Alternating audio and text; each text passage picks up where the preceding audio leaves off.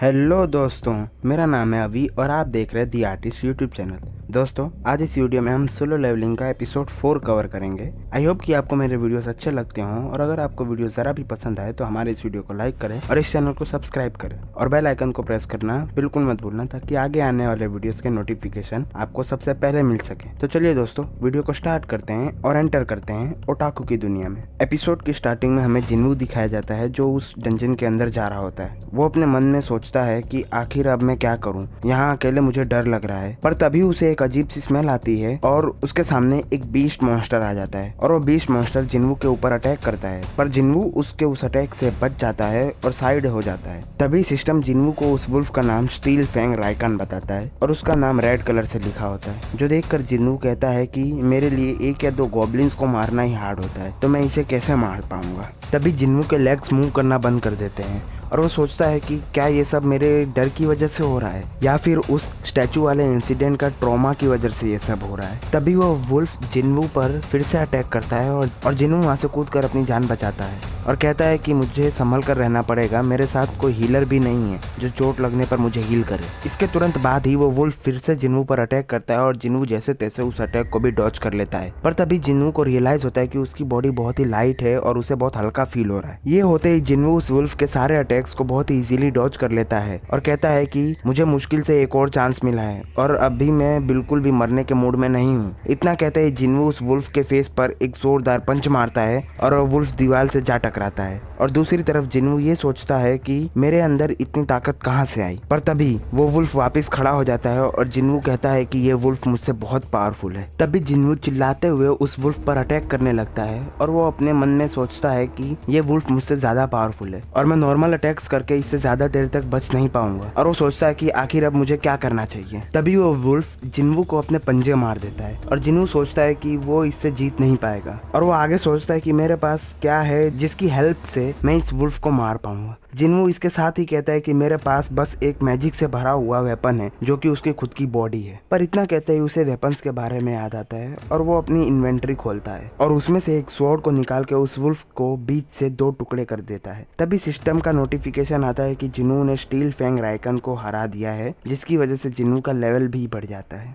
तभी जिन्वू कहता है कि ये स्वॉर्ड मेरी औकात से बाहर है क्योंकि वो मिस्टर किम की 3 मिलियन वॉन के वर्थ वाली स्वॉर्ड थी। जिन्वू इन्वेंटरी को देखते हुए सोचता है कि क्या मैं इसमें कुछ भी स्टोर कर सकता हूँ और वो कहता है कि अब मेरे पास एक वेपन है और अब मैं बिल्कुल भी डरा हुआ नहीं हूँ। पर तभी हमें 2 और स्टील फैंग राइकन दिखाए जाते हैं और वो जिन्वू पर डायरेक्ट अटैक करने आते हैं। पर इस तरफ जिन्वू की स्वॉर्ड जमीन में फंस गई होती है। जिन्वू जैसे तैसे उस स्वॉर्ड को जमीन से निकालता है और एक वुल्फ को इजीली काट देता है, पर दूसरा वुल्फ अपने जबड़े से जिन्वू की स्वॉर्ड को पकड़ लेता है। पर तभी जिन्वू अपनी पूरी ताकत लगाते हुए कहता है कि मैं मिस्टर किम की स्वॉर्ड को ऐसे वेस्ट नहीं जाने दे सकता और उसके तुरंत बाद ही जिन्वू उस वुल्फ को बीच से फाड़ देता है और अपने मन में सोचता है कि तुम लोग उन स्टैचूज के कंपेयर में बहुत ही वीक हो। जिन्वू को इस तरह देखकर दूसरा वुल्फ वहाँ से डर के मारे भाग जाता है। उस वुल्फ के वहाँ से जाते ही जिन्वू अपने स्टेट पॉइंट्स देखता है जो कि बढ़ चुके होते हैं। वो कहता है कि लेवल अप करने से मेरे सारे स्टेट्स 1 पॉइंट से बढ़ जाते हैं और वो कहता है कि डेली क्वेस्ट पूरा करने से उसे 3 पॉइंट्स मिलते हैं और वो उसके स्टेट पॉइंट्स को कैलकुलेट करने लगता है और उसे मालूम पड़ता है कि लेवल अप करने से उसे ज्यादा स्टेट पॉइंट्स मिलते हैं। ये सब सोचते हुए जिन्वू खड़ा होता है और उन दोनों वुल्फ की बॉडी में से मैजिक कोर्स ढूंढने लगता है। जिन्वू हैरान हो जाता है ये देखकर कि वो बीस्ट आइटम ड्रॉप करते हैं, ना कि मैजिक कोर। और जिन्वू उस वुल्फ के फैंग्स को सेल कर देता है जिससे उसे 20 गोल्ड मिलते हैं और सिस्टम उसे बताता है कि अब वो स्टोर से वेपन परचेस कर सकता है। इतना होते ही जिन्वू सोचता है कि वो आखिर अब क्या करे। वो कहता है कि वो उस डंजन से बाहर नहीं जा सकता जब तक वो बॉस को मार ना दे और वो सोचता है कि अगर बॉस ई रैंक का भी होगा तो भी जिन्वू उसे अकेले मार नहीं पाएगा। पर तभी वो वुल्फ वापिस आ जाता है और उसके पीछे ढेर सारे वुल्फ खड़े होते हैं। जिन्वू ये देखते ही खड़ा हो जाता है और बोलता है यहाँ डरने जैसा कुछ भी नहीं है, मैं ऑलरेडी एक बार मरने से बचा हूँ। इतना कहते जिन्वू सभी वुल्फ पर अटैक करने लगता है और उन्हें एक एक करके काटने लगता है। जिन्वू कहता है कि मैं यहाँ नहीं मरने वाला और मैं तुम सबको मार डालूंगा। जिन्वू अपने आप को फाइट करने के लिए पुश कर रहा होता है और वो ढेर सारे वुल्फ को मार देता है। जिन्वू सोचता है कि अगर मैं यहाँ मरा तो मेरी फैमिली को प्रोटेक्ट नहीं कर पाऊंगा और वो इतना कहते कहते सभी वुल्फ को मारने लगता है। जैसे जैसे जिन्वू वुल्फ को मारता है वैसे वैसे उसका लेवल भी बढ़ता चलता रहता है। जिन्वू आगे कहता है कि मुझे स्ट्रॉन्ग बनना है, भले ही मुझे इस सिस्टम के रूल्स को फॉलो करना पड़े।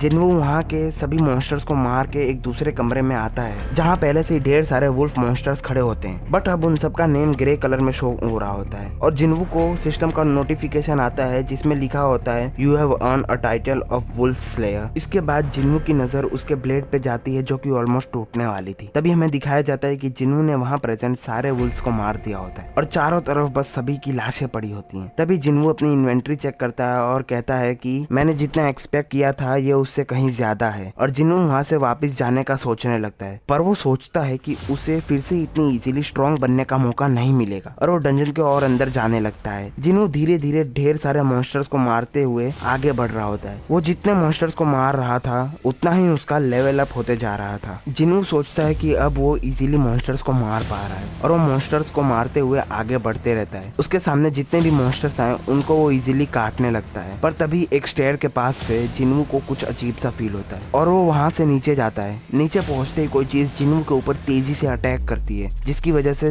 जिन्वू का ब्लेड भी टूट जाता है और हमें एक जायंट स्नेक दिखाया जाता है जिसका नाम रसाका होता है। वो स्नेक जिन्वू के ऊपर अटैक करता है और जिन्वू अपनी टूटी हुई ब्लेड से उसे काटने की कोशिश करता है, पर वो देखता है कि उसकी ब्लेड से उस मॉन्स्टर को एक स्क्रैच तक नहीं आया। तभी वो स्नेक जिन्वू के ऊपर फिर से अटैक करता है और जिन्वू उससे जैसे तैसे बचता है। धीरे धीरे जिन्वू को रियलाइज होता है कि इस मॉन्स्टर के स्केल बहुत ही हार्ड है और वो मॉन्स्टर बहुत ही ज्यादा फास्ट भी होता है। जिन्वू जैसे तैसे उस मॉन्स्टर के अटैक से बच रहा होता है, पर जिन्वू का अटैक उस मॉन्स्टर का कुछ नहीं बिगाड़ पाते। पर तभी जिन्वू अपने पास्ट को याद करते हुए बोलता है कि मुझे और भी ज्यादा स्ट्रॉन्ग बनना है, और इतना कहते ही वो स्नेक के ऊपर चढ़ के उस पर ढेर सारे अटैक्स करने लगता है जिसकी वजह से उसकी ब्लेड टूट जाती है। पर जिन्वू हार नहीं मानता और उस स्नेक की गर्दन को अपने हाथों से दबाने लगता है और जोर से चिल्लाने लगता है अब तुम मरोगे। और तभी हम देखते हैं कि जिन्वू ने उस स्नेक को मार दिया होता है और वो उसके ऊपर बैठा हुआ होता है। उसे उस मॉन्स्टर को मारने से ढेर सारे रिवॉर्ड्स मिलते हैं, उसमें से एक डैगर भी होता है और जिन्वू का लेवल भी अप होता है। तभी जिन्वू उस डंजन से बाहर आ जाता है और वो खुद को एक मेट्रो स्टेशन पे पाता है। पर जैसे ही जिन्वू उस मेट्रो स्टेशन से बाहर आता है उसे एक सोल्जर बताता है कि यहाँ एक डंजन ब्रेक हुआ है। हंटर्स ने सभी मॉन्स्टर को तो मार दिया है पर एक मॉन्स्टर बाकी है, और वो जिन्वू को उस मॉन्स्टर की तरफ ले जाने लगता है। जिन्वू कहता है कि मैं उस मॉन्स्टर की पावर को फील कर सकता हूँ और वो इस डंजन का बॉस है। उसके बाद ही हमें गोलेम मॉन्स्टर दिखाया जाता है जिससे ढेर सारे हंटर्स फाइट कर रहे होते हैं और जिन्वू वहाँ पहुंच जाता है। और तभी एक लड़की जूही से कहती है कि मुझे हील करो, पर जूही ट्रॉमा की वजह से अपनी पावर को यूज नहीं कर पा रही होती। हम देखते हैं कि वो गोलेम मॉन्स्टर उन सभी